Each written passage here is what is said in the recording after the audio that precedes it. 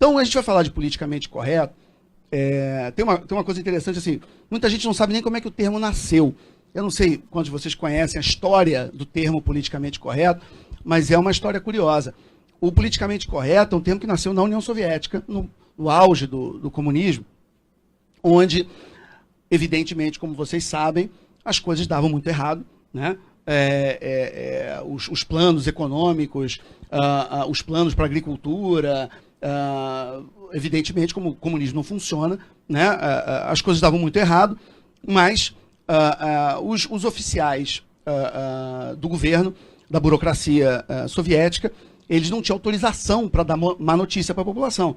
O PIB não cresceu, o desemprego aumentou, tem fome, né? Quer dizer, eram notícias que eram verdade, mas que causariam problema no país, né? Você não chega pro Stalin e fala, ó, negócio é o seguinte, deu problema na colheita de, sei lá, de trigo, né?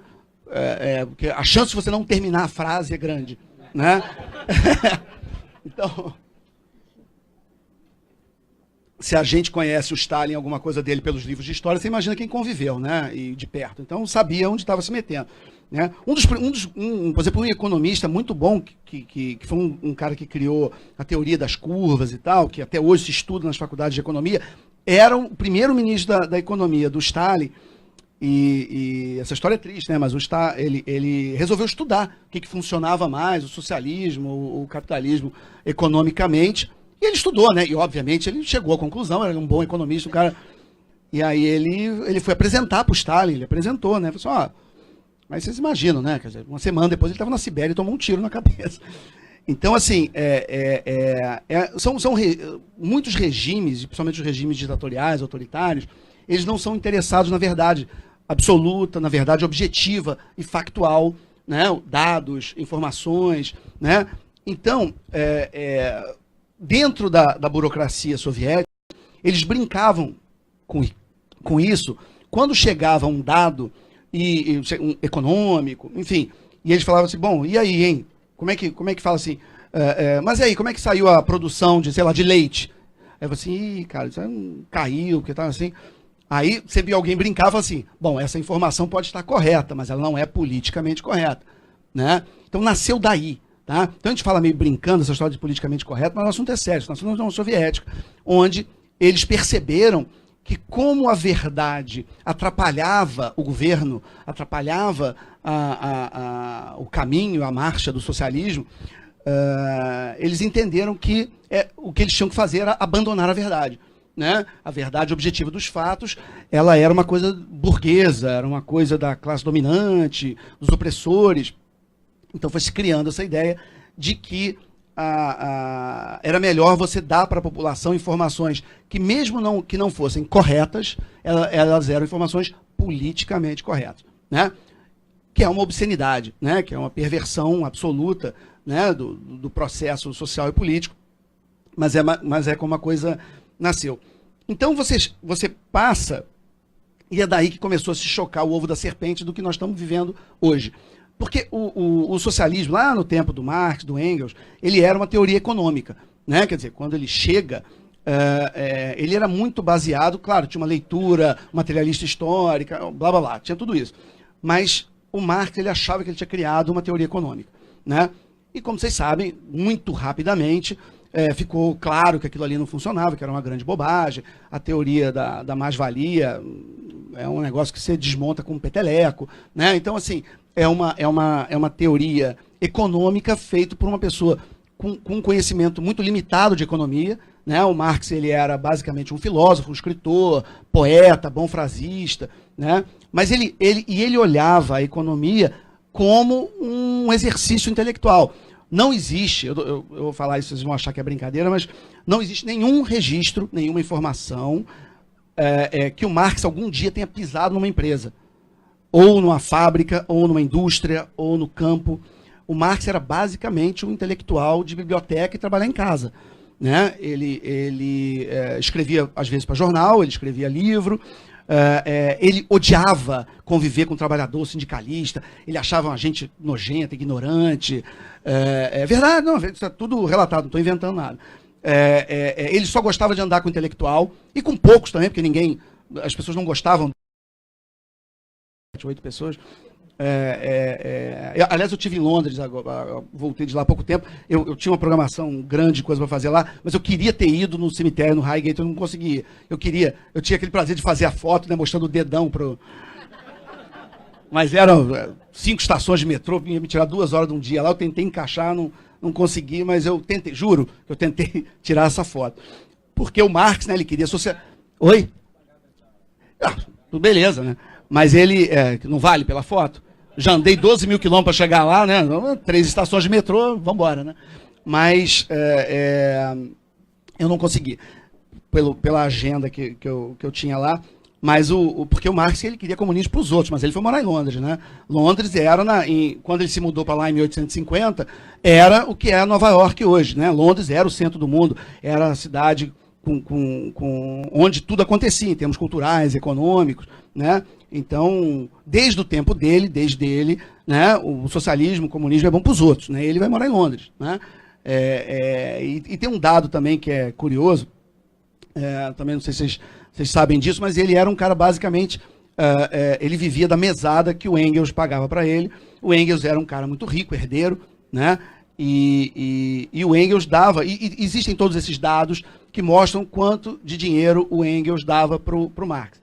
Então, quando ali, em 1849, 1850, quando ele se muda para Londres, a mesada que o Engels dava para ele colocava o Marx entre os 2% mais ricos do Reino Unido.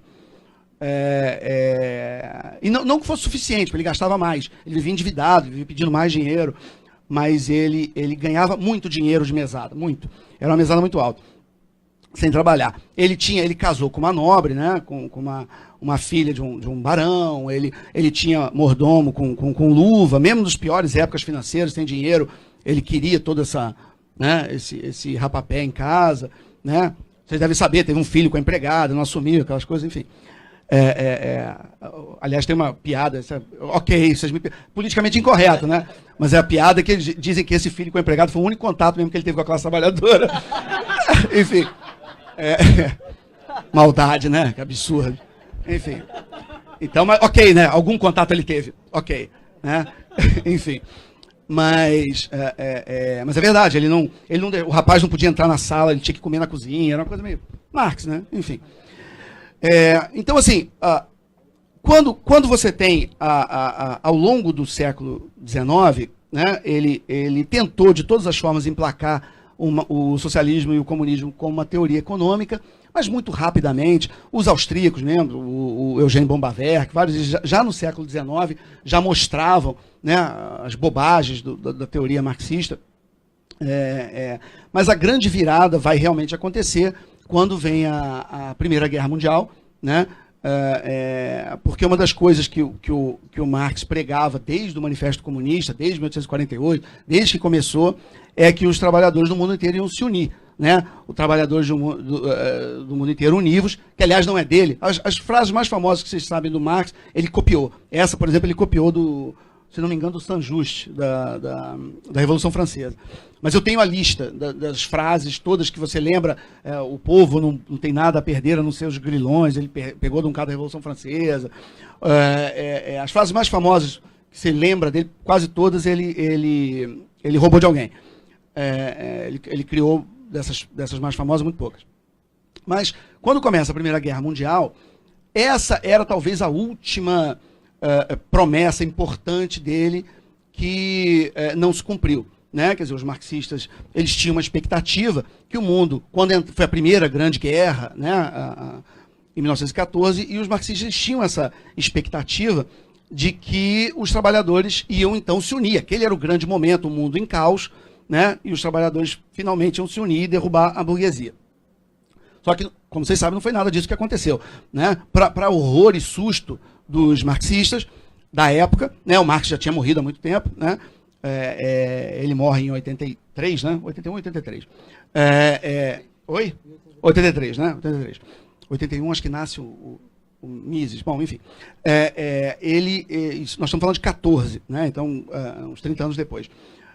Ele o trabalhador da Alemanha lutou pela Alemanha, o trabalhador da Áustria lutou pela Áustria, o trabalhador da Inglaterra lutou pela Inglaterra, junto com o seu chefe. Então, os marxistas ficaram muito chocados, porque viram que nem isso o Marx acertou, né? Quer dizer, que as pessoas elas lutavam pelos seus próprios países, pelas suas próprias nações. E aí que realmente começa o entendimento mesmo do mainstream dos socialistas, que a batalha deveria ser cultural, né? Elege-se os 3 principais pilares culturais, né, que é família, propriedade e religião, né, a serem atacadas, né, para poder minar essa confiança e esses pilares do Ocidente. E aí o resto da história, vocês sabem, nós temos aí 100 anos de trabalho muito competente, de ataque cultural a essas 3 principais instituições da cultura ocidental: família, patriotismo e religião. Né? E nós vemos elas sendo diligentemente atacadas e de uma maneira sistemática, com muito dinheiro, com muito talento, com muito empenho e com muita regularidade nesses, vamos dizer, 100 anos, e com resultados absolutamente surpreendentes para o lado deles. Né?